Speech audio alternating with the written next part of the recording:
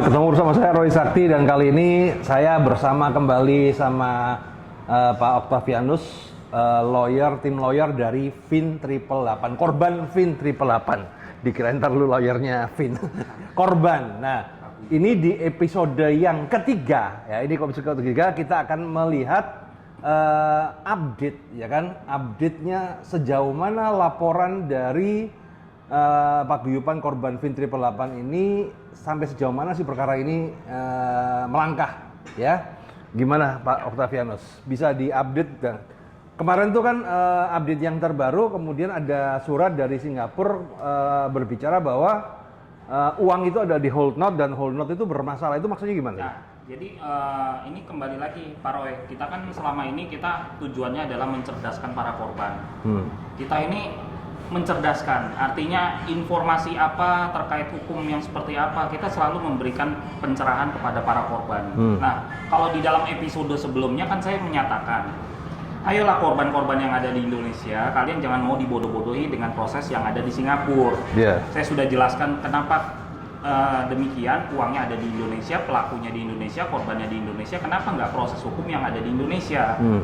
Jangan terlalu mengagung-agungkan atau terlalu mengandalkan proses hukum di Singapura. Dan terbukti informasi terbaru yang baru beberapa hari yang lalu, saya mendapatkan informasi ya dari Semtrade yang itu disebarkan melalui grup Telegram Fin 888 official, bentukannya diduga dibentuk oleh Peter V. Supandri. Di situ dijelaskan bahwa ada semacam bank penyimpan aset-aset dalam bentuk kripto yang namanya hold not.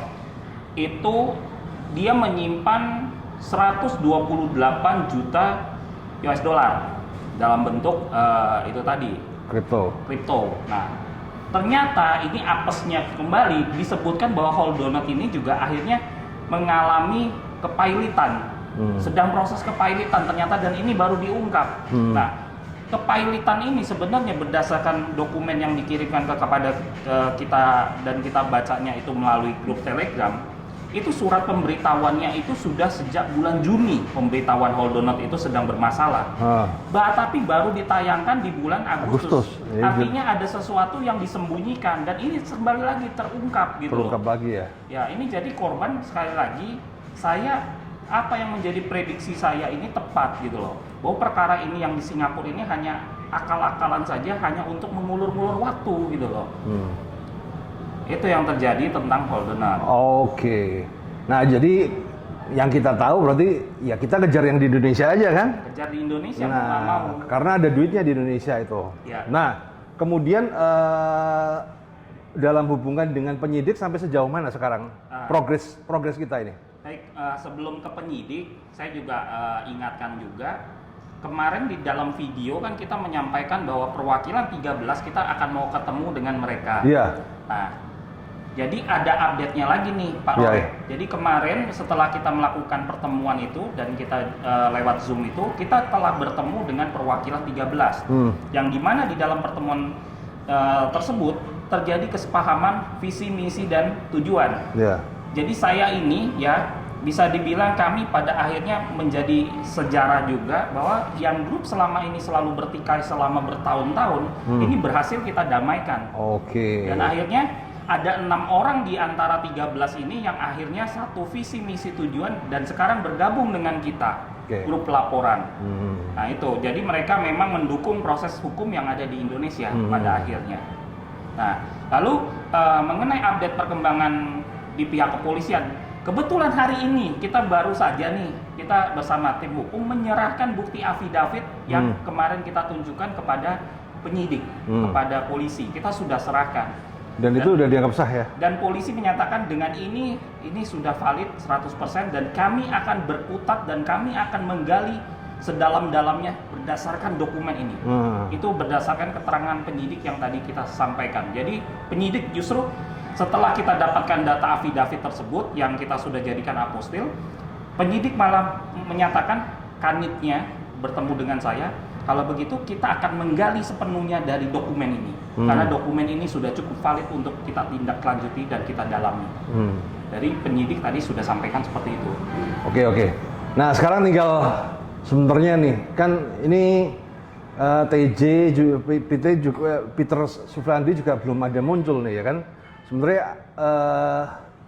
ini mau perang till the end atau akan ada membuka kesempatan untuk apa?